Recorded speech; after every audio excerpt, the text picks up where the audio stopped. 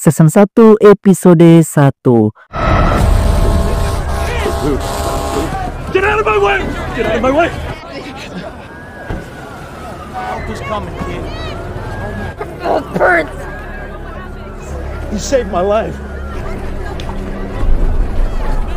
Close your eyes. Dad. Close your eyes. I can't see! I can't see! I see!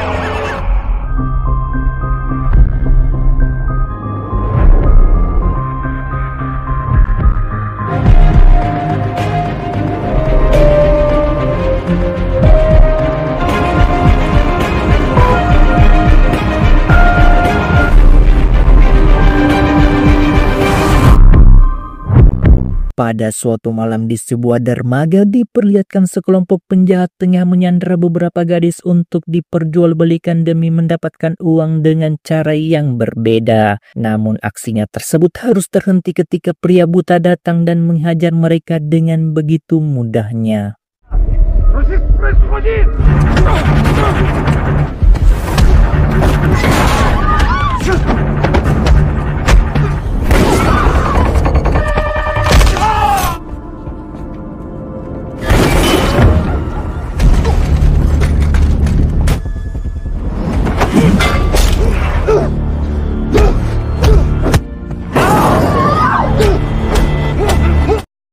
Sementara di tempat lain diperlihatkan Matt dan Foggy bekerja sebagai pengacara untuk membantu orang-orang miskin dalam memecahkan setiap permasalahan hukum yang mereka alami. Di mana ketika sebagian orang membutuhkan pengacara itu harus mengeluarkan uang yang cukup banyak.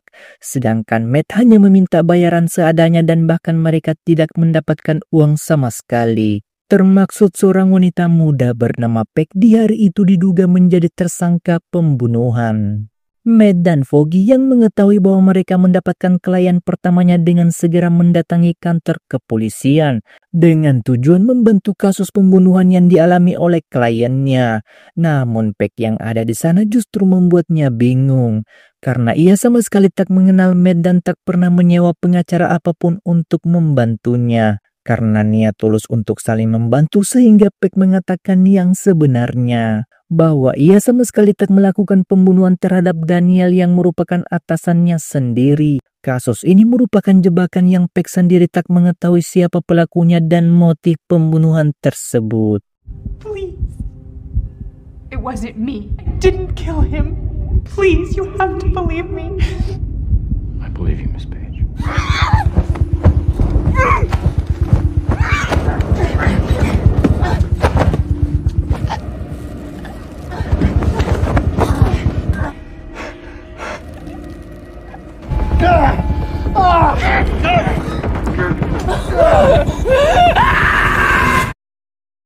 Sementara Matt dan Foggy yang mengetahui bahwa kliennya hendak saja dilenyapkan oleh salah satu penjaga sipir tentu saja meminta agar Peck segera dibebaskan. Namun pihak kepolisian tetap akan membawa kasus ini ke ranah pengadilan, sembari membawa jaksa penuntut umum agar Peck segera didakwa atas tuduhan pembunuhan. Begitupun Matt dan Foggy yang mengetahui bahwa ada sesuatu yang tidak beres segera menyarankan kliennya untuk bermalam sementara waktu di rumah miliknya. Mengingat di luar sana sangatlah tidak aman untuk keselamatan Peck sendiri. Tak hanya itu, Peck juga menceritakan semua kronologi pembunuhan tersebut. Bahwa sebelum Daniel meninggal, ia menemui seseorang yang terkait dengan pekerjaan. Namun tak lama setelah pertemuan itu, tiba-tiba saja Daniel telah meninggal dengan luka tembak di sekujur tubuhnya. Dan seseorang yang sebelumnya melakukan pertemuan tersebut adalah seseorang yang tak diketahui oleh Peck sendiri. Killed him. And he had a family. She can stay with me. None. Miss Page, No. we can't let you go. Please, Just for a night until we figure something out. Thanks. Begitupun di tempat lain diperlihatkan ternyata yang melakukan penyelundupan beberapa gadis sebelumnya adalah ulah dari dua bersaudara bernama Vladimir dan Anatoly. Mereka berbisnis dengan seorang penjahat kelas kakap yang saat ini identitasnya masih dirahasiakan. Dari pertemuan itu, Wells meminta agar Anatoly mencari siapa pria bertopeng yang berhasil menggagalkan bisnisnya, serta menangkapnya secara hidup-hidup. Begitupun dengan Madame dan Nobu bertugas memproduksi barang terlarang dengan jumlah yang sangat besar untuk disalurkan ke berbagai belahan dunia.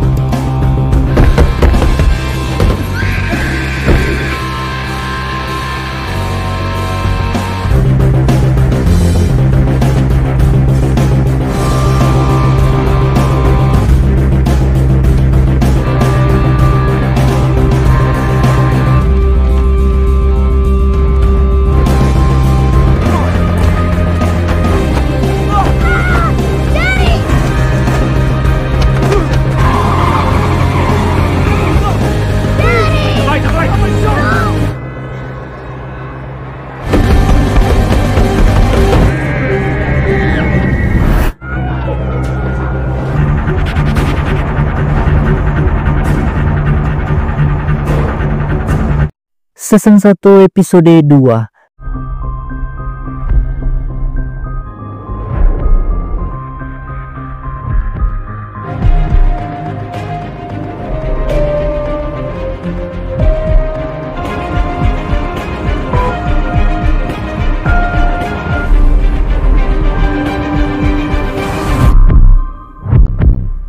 Matt yang setelah melakukan duet sebelumnya mengalami luka yang cukup parah, bahkan berjalan pun ia sangat kesulitan. Namun tak lama setelah itu tiba-tiba saja seorang anak muda dan perawat tanpa sengaja menemukan dan memutuskan untuk membantu Matt sembari menjahit beberapa luka tusuk di bagian tubuhnya. Dari pertemuan tersebut, wanita itu dikenal dengan nama Claire, yang merupakan seorang dokter di salah satu rumah sakit tak jauh dari tempat tinggalnya. Claire yang telah melihat wajah Matt lantas mengatakan apa yang sebenarnya telah terjadi, dan mengapa Matt yang merupakan seorang tunanetra harus dihajar babak belur seperti itu. Dari semua pertanyaan tersebut, Matt hanya bisa mengatakan bahwa ia hanya berusaha menolong seorang anak laki-laki yang sedang diculik. Matt berhasil menemukan markas mereka namun gagal untuk menyelamatkannya, sehingga ia harus mengalami luka-luka di sekujur tubuhnya. Mendengar semuanya, Claire antara percaya atau tidak, karena seperti yang diketahui bahwa Matt tak dapat melihat. Namun seketika prasangka buruk itu berubah ketika Matt membuktikan bahwa akan ada seseorang yang datang menyamar sebagai polisi menghampirinya. In the building, a man going from door to door. How do you know that? We're asking everyone if they've seen or heard anything unusual. That is Detective Foster with the 65th Precinct. Blood on foot, leaving a trail of blood in this direction. Head in a black mask shot up a bodega on 38th. Алло, привет. What are you doing? Дурак, просто позови брата. There's someone else on the floor up watching us. Santino? Sementara Peck saat ini bekerja di perusahaan kecil milik Matt dan juga Foggy. Mereka mempekerjakannya sebagai asisten untuk membantu orang-orang dalam membutuhkan bantuannya sebagai pengacara. Tak hanya itu, Peck juga menceritakan bahwa saat ia kembali ke apartemennya, tiba-tiba saja ia diserang oleh orang yang tak dikenal. Namun pria bertopeng datang menyelamatkan nyawanya. Peck dan Foggy di sini belum sama sekali mengetahui bahwa pria bertopeng yang dimaksud adalah Matt sendiri. Sementara di tempat yang berbeda, Matt tanpa terduga malah menyandra pria sebelumnya yang datang ke kediaman Claire. Matt melakukan hal itu untuk mempertanyakan di mana kini keberadaan anak tersebut. Ternyata alasan mereka menculik bocah itu adalah untuk pancingan bagi pria bertopeng agar memasuki markas mereka. Dan hal tersebut berhasil dilakukan. Tak hanya itu, Matt juga melukainya dan bahkan membuangnya ke tempat pembuangan sampah.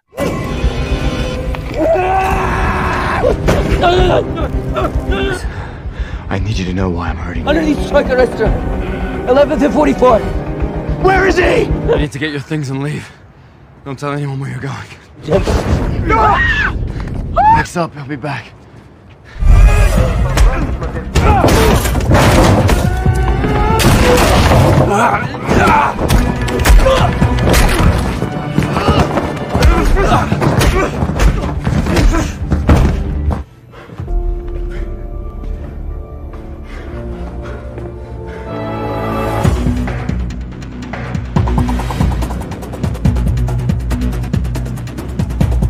Season 1 episode 3.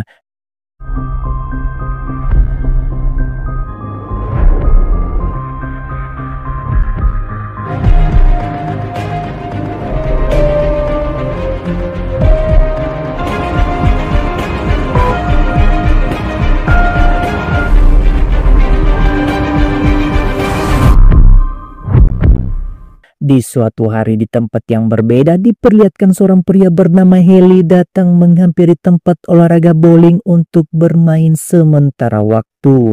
Ternyata semua itu hanyalah rencana untuk dapat menghabisi Tuan Prohaska di hari itu juga. Run out of my face. I was just really looking forward to throwing a few balls. Whoa, whoa, hey!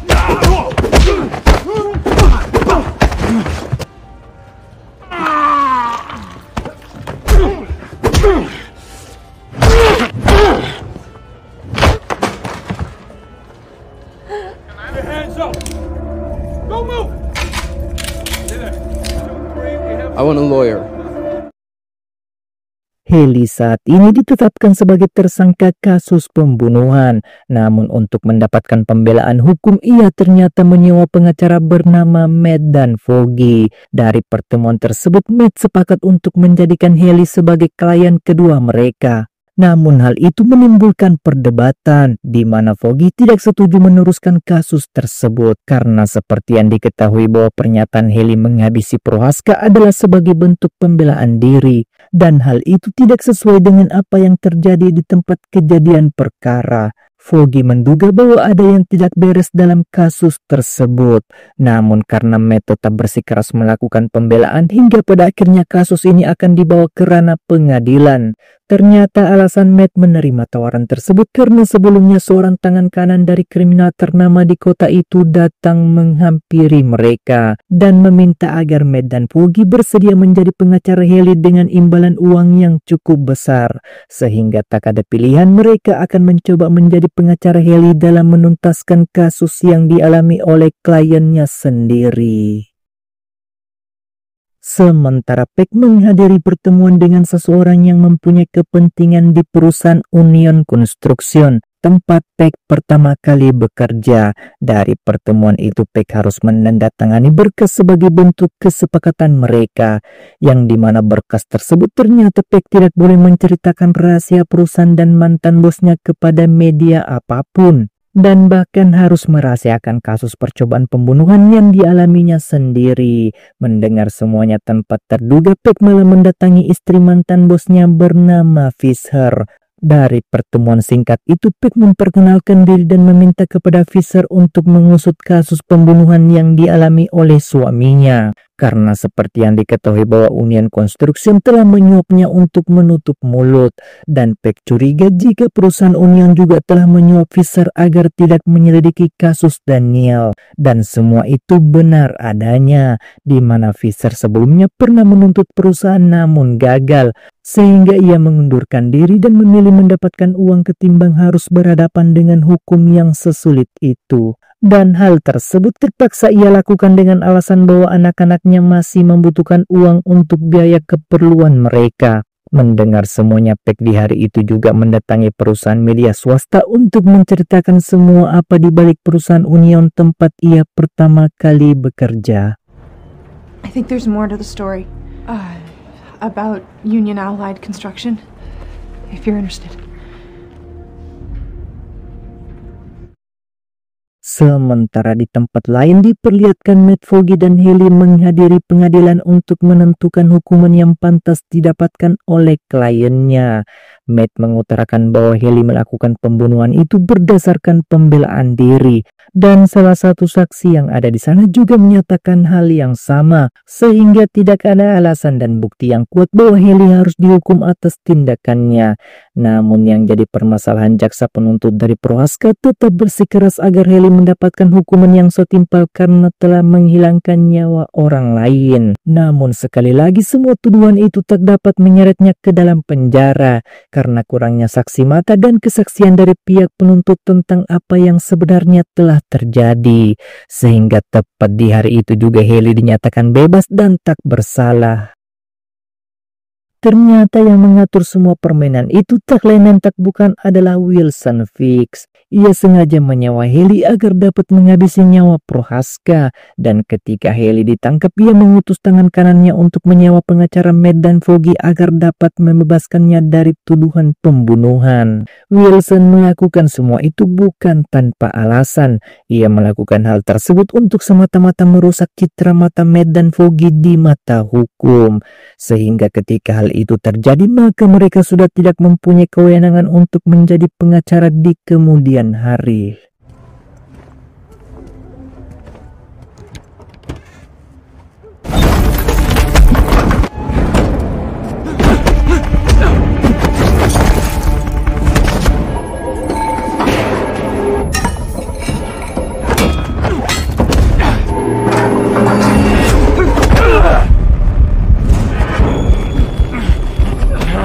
The man that hired your lawyers. Tell me, you think I'm afraid of you? Or I can't. I want a name! Fisk! Wilson Fisk! He'll find me. I gave up his name. You don't do that, so that no one ever does what I just did. And they'll find everyone I've ever cared about. You should have just killed me.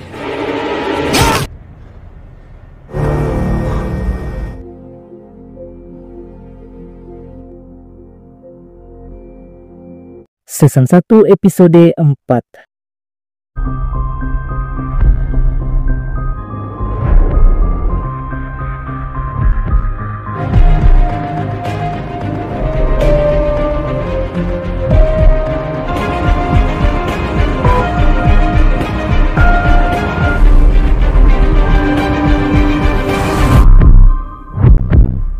Di suatu tempat yang berbeda diperlihatkan Wells kembali mendatangi Vladimir dan Anatoly. Dari pertemuan tersebut Wells mengungkapkan kekesalannya karena mereka berdua tak becus menangkap satu orang pria bertopeng. Tak hanya itu, Wells juga mengingatkan agar mereka melipat gandakan penguasaannya menjadi lebih baik dari sebelumnya. Karena tugasnya saat ini adalah menjaga pengiriman barang narkoboy milik Madame dan juga Nobu agar berjalan dengan semestinya. Tak berselang lama dari itu, Vladimir dan Anatoly memutuskan untuk menemui rekannya yang telah koma akibat perkelahian dengan pria bertopeng sebelumnya. Tujuan mereka ke sana adalah untuk mempertanyakan di mana bisa mengetahui keberadaan manusia bertopeng. Namun yang jadi permasalahan bahwa keadaan Samyong saat ini sedang koma, sehingga mereka menyuntikkan cairan adrenalin dengan maksud membuat Samyong berbicara seketika. Ты уверен? Сёма, это мы? Скажи мне, кто это сделал тебе? Анатолий и Владимир. Женщина была. Дьявол. Звони Петру. Hey, what's up? You hear me? Claire! Claire, can you hear me? Уверен? Да. Ternyata penyebab Kelar bisa ditangkap itu karena ulah seorang pria bernama Santino yang memberitahukan lokasi tempat keberadaan Kelar saat ini berada. Sementara Wilson menjalin hubungan asmara dengan seorang wanita bernama Vanessa. Vanessa merupakan wanita yang menjual beberapa lukisan karya seni, dan Wilson merupakan salah satu pelanggan terbaiknya yang selalu membeli karya seni tersebut dengan harga yang cukup mahal. Sehingga tepat di malam itu juga merupakan pertemuan pertama mereka untuk makan malam bersama. This is nice. I didn't even know it was here. Tell me his name. Sergei. I will begin breaking you a piece at a time. Answer the questions that I was told to ask. Yeah.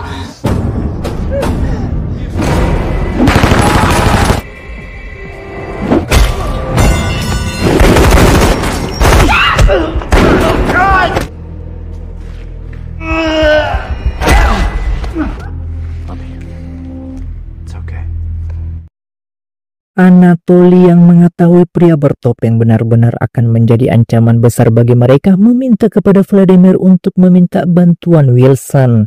Namun hal itu tentu saja ditolak oleh Vladimir, di mana dirinya tak sudi meminta bantuan Wilson apalagi untuk menunduk di hadapannya. Karena tak adanya pilihan, Anatoly terpaksa melakukannya sendiri sembari mewakili saudaranya untuk meminta bantuan Wilson.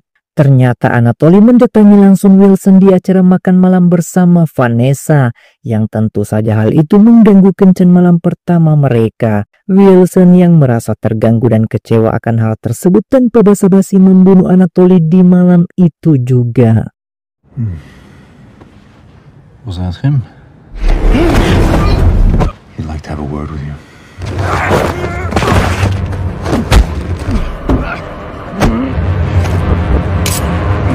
You embarrassed me.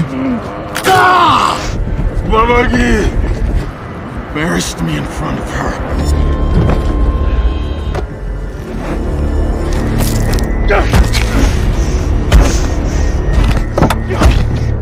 What about this? Take what's left of him and send it to his brother. It'll start a war. I'm counting on it.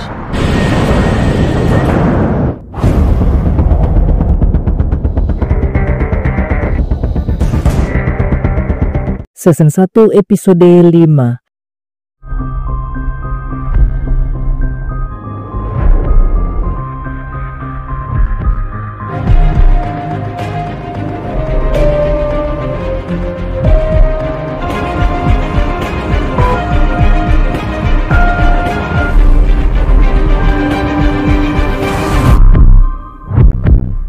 Keberhasilan Matt dalam menyelamatkan Kelar tentu tak sampai di situ saja, di mana Matt berencana agar Kelar menginap sementara waktu di rumah miliknya.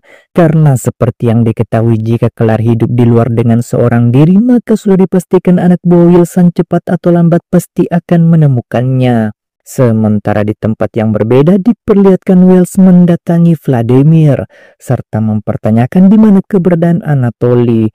Tak hanya itu, ternyata Wells juga membawa mayat Anatoly di hadapan Vladimir, bahwa pembunuhan ini disebabkan oleh pria bertopeng. Ditandai ketika Vladimir menemukan kain hitam tepat di saku saudaranya. Mengetahui akan hal tersebut, tepat di hari itu juga Vladimir mengarahkan seluruh anak buahnya untuk menangkap serta membunuh Matt di saat itu juga.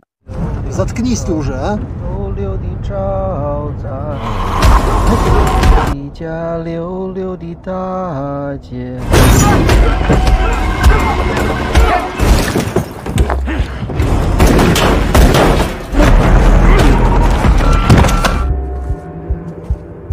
Where's Vladimir? No, please! Vladimir, where is he? Vladimir's brother! Everyone know you took his seat one time. There's no cut my head off! What are you doing?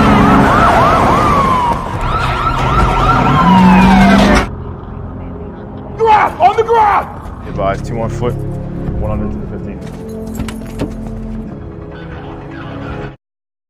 Saat keesokan harinya diperlihatkan Peck dan Foggy tiba-tiba saja kedatangan tamu bernama Nyonya Carlines. Wanita tersebut mendatangi Foggy adalah untuk meminta bantuannya dalam menyelesaikan permasalahan yang ada. Ternyata Cardenas didatangi beberapa orang dan dipaksa untuk segera meninggalkan rumahnya. Belum diketahui pasti siapa pelaku dan apa tujuan mereka mengusir Nyonya Cardenas dari apartemen tersebut, sehingga ia meminta bantuan pengacara Foggy untuk menyelesaikan permasalahannya, karena pihak kepolisian sama sekali tak dapat membantunya dalam menyelesaikan permasalahan tersebut.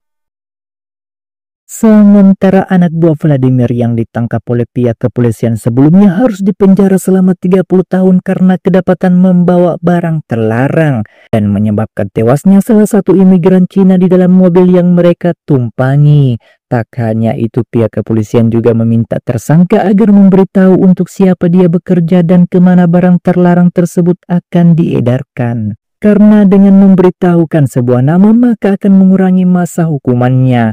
Namun setelah memberitahu dan mengatakan bahwa ia diperintahkan dan bekerja untuk Wilson, hal yang tak disangka-sangka terjadi. Pihak kepolisian tersebut malah menembaki tersangka hingga harus meninggal di saat itu juga.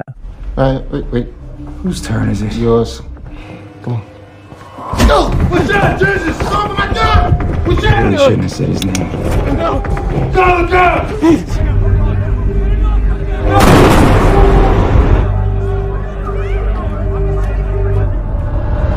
Ternyata penembakan itu tak lain dan tak bukan adalah ulah dari Wilson sendiri. Ia telah menyogok beberapa pihak kepolisian dan tak segan-segan membunuh jika ada seseorang yang berani menyebut namanya.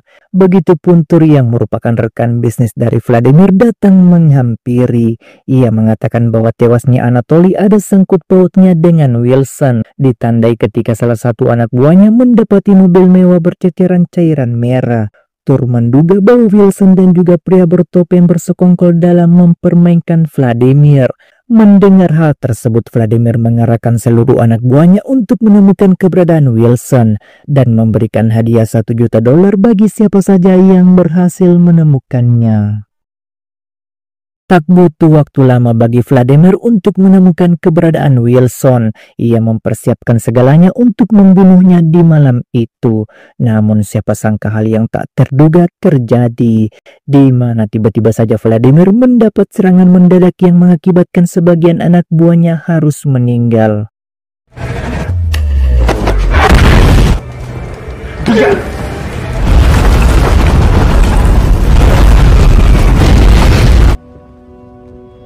You have to close your eyes. Right. Jesus! Are you okay? I have to stop the bleeding. It's you!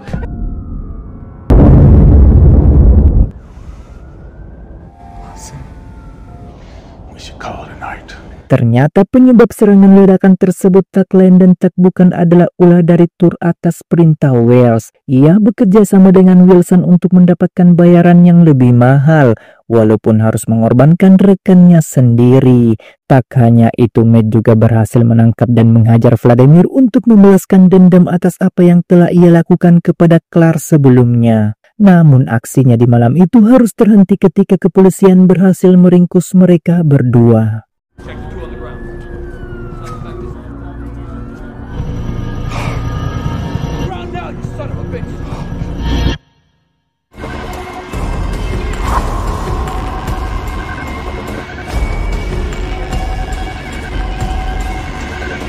Season 1 episode 6.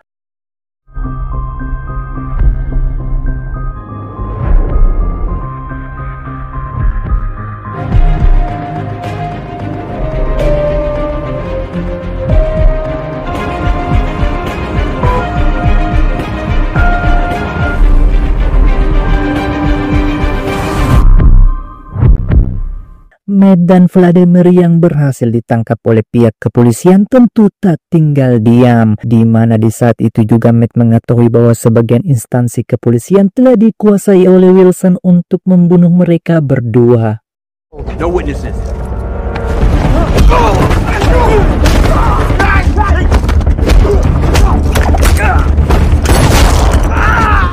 How bad are you hurt?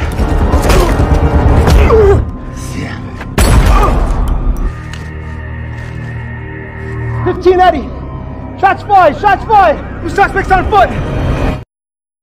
Begitupun dengan seluruh pihak kepolisian mendatangi sumber ledakan yang terjadi sebelumnya di kota itu. Mereka mendapati seluruh anak buah Vladimir masih ada yang hidup. Namun bukannya membantu menyelamatkannya, mereka malah menembaki semua yang tersisa. Sementara Matt sendiri berhasil membawa Vladimir ke sebuah gedung kosong sembari berusaha menyelamatkannya. Matt menyelamatkan Vladimir bukan tanpa alasan. Ia membutuhkan kerjasama serta informasi bagaimana cara menemukan dan menangkap Wilson. Namun Vladimir yang melihat pria bertopeng berada tepat di hadapannya tentu saja membuatnya begitu murka. Ia berniat membalaskan dendam Anatoly yang telah ia bunuh. Ditandai ketika Vladimir menemukan topeng di saku milik Anatoly. Namun semua tuduhan tersebut tentu saja ditolak oleh Matt. Bahwa semua ini adalah ulah dari Wilson. Ia mempermainkan Vladimir dan bahkan meledakkan markasnya. Mendengar semuanya membuat Vladimir tidak serta-merta percaya akan semua omong kosong tersebut. Karena tak mendapatkan jawaban, Matt menghubungi Clark untuk meminta bantuannya bagaimana cara mengeluarkan peluru di tubuh seseorang bernama Vladimir. Clark yang mendengar hal itu tentu saja membuatnya terkejut. Bagaimana mungkin ia bisa membantu seseorang yang pernah menculik dan memukulinya? Namun karena Matt berhasil membujuk sehingga Clark akhirnya bersedia untuk membantu. You're gonna cauterize the wound. Duct tape, old roadside emergency kit. He has a chance of not bleeding out before you. Alright, I got it. Don't let up. No matter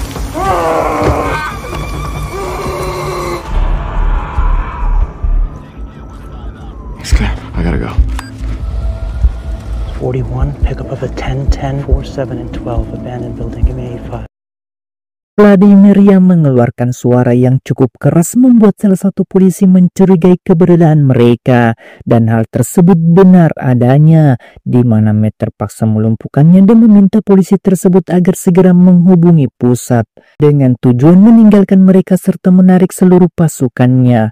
Namun siapa duga hal yang tak disangka-sangka terjadi, di mana polisi tersebut malah mengungkap keberadaan Matt, yang membuat seluruh pihak kepolisian mengepung tempat tersebut di saat itu juga.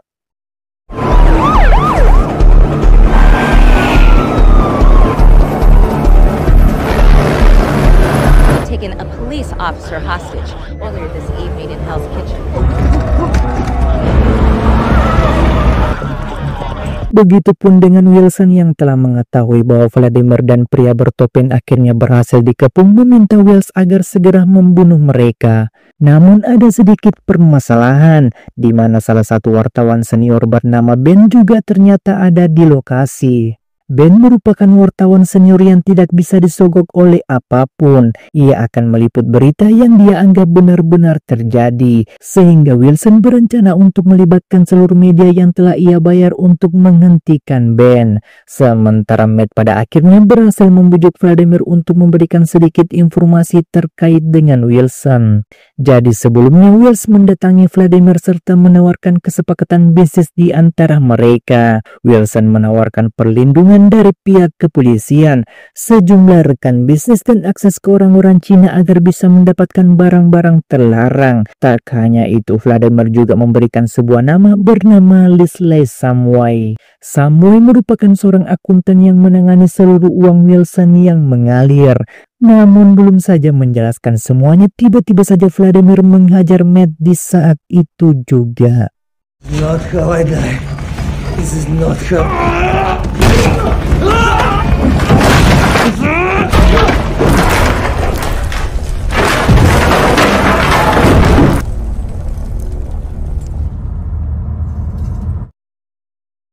Setelah perkelahian kecil itu membuat Matt kembali mencari cara bagaimana bisa meloloskan diri dari pengejaran pihak kepolisian. Namun belum saja hal itu terjadi, tiba-tiba saja Matt menemukan walkie-talkie yang menyala.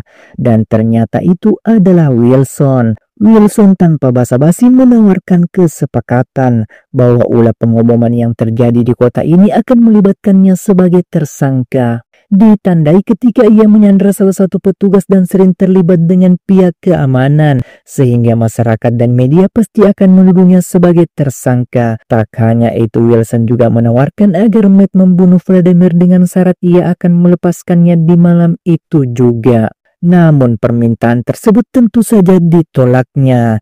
Akibat penolakan itu, tanpa terduga Wilson membunuh salah satu anggotanya yang bertugas di kepolisian dengan tujuan meyakinkan media bahwa semua ini adalah ulah dari pria bertopeng.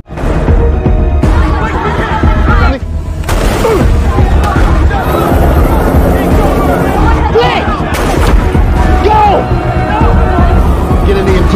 Go! This man is responsible for the authorities have just released some video. This is not how I die.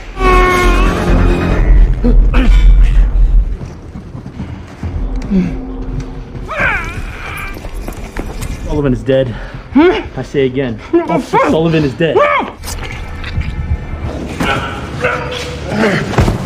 Where are we? Access tunnels. Keberhasilan Matt dan Vladimir meloloskan diri tak semudah yang dibayangkan, di mana polisi berhasil menemukannya. Begitupun Vladimir yang telah mengetahui semua kelicikan Wilson akhirnya mengambil keputusan bahwa ia akan tetap tinggal di terowongan tersebut untuk membunuh seluruh polisi korup yang telah membunuh saudaranya. Go.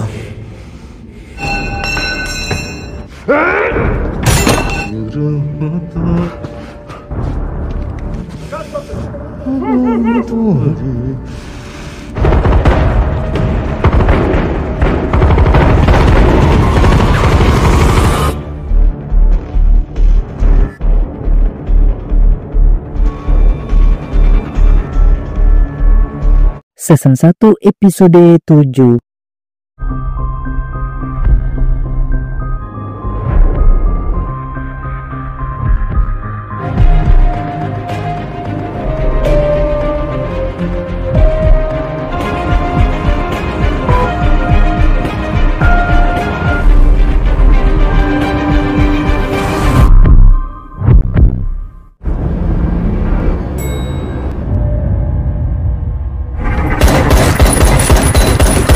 Skyward Dokonanda.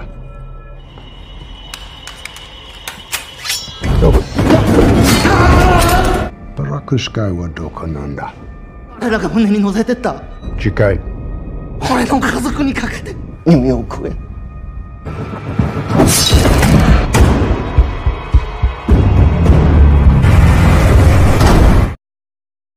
Di sebuah kantor diperlihatkan Foggy dan Peck menyalahkan atas apa yang dilakukan oleh pria bertopeng. Seluruh media telah meliput bahwa pria bertopeng adalah ancaman dan harus dilenyapkan dari kota mereka. Di sini Peck dan Foggy belum mengetahui bahwa pria bertopeng yang mereka maksud adalah Matt sendiri. Tak berselang lama dari itu, Matt mendatangi Samway dengan tujuan mempertanyakan apakah ia bekerja untuk Wilson dan siapa orang-orang yang terlibat dalam transaksi keuangan Wilson. Namun belum saja sempat menjelaskan, seorang pria buta tiba-tiba saja datang menghampiri. Ternyata pria tersebut adalah guru Matt di masa lalu. You're getting stronger.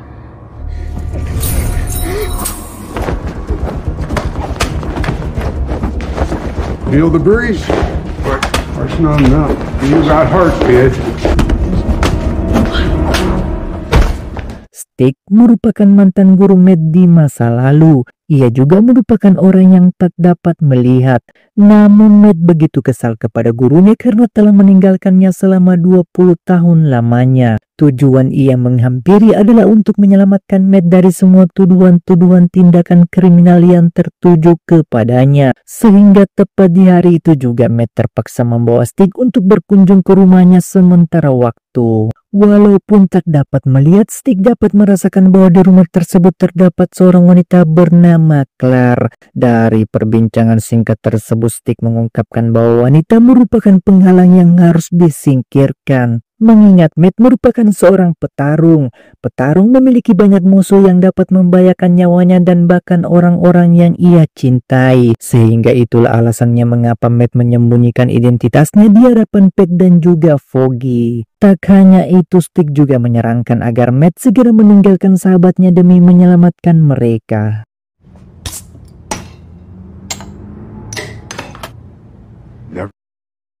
Malam hari kini semakin larut, di mana Stick mengatakan yang sebenarnya bahwa tujuan ia kesini adalah perang yang sesungguhnya.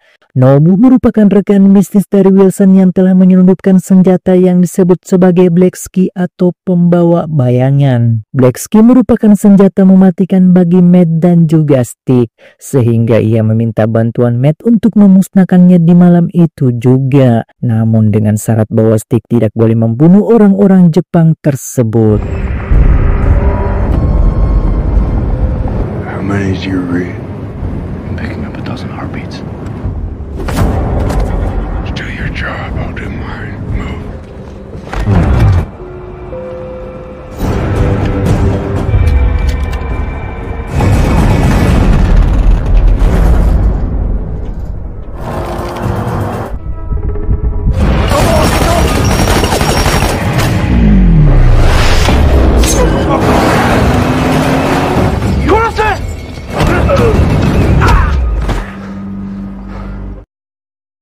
Setelah insiden kecil di pelabuhan itu terjadi membuat Matt begitu murka dibuatnya. Bagaimana mungkin Stick akan membunuh anak kecil yang berada di dalam kontainer? Namun berbeda dengan Stick, apa yang terdapat di dalam kontainer bukan hanya sekedar anak kecil semata. Itu merupakan Black Ski yang dia ceritakan sebelumnya, sehingga ia berniat untuk membunuhnya dengan tangannya sendiri.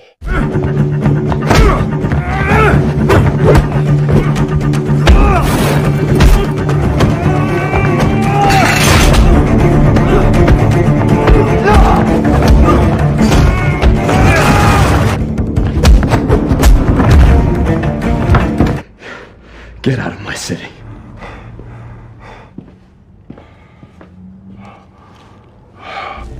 So the question is, they're working against each other. Which one trumps the other? What about Murdoch? For now. Immature.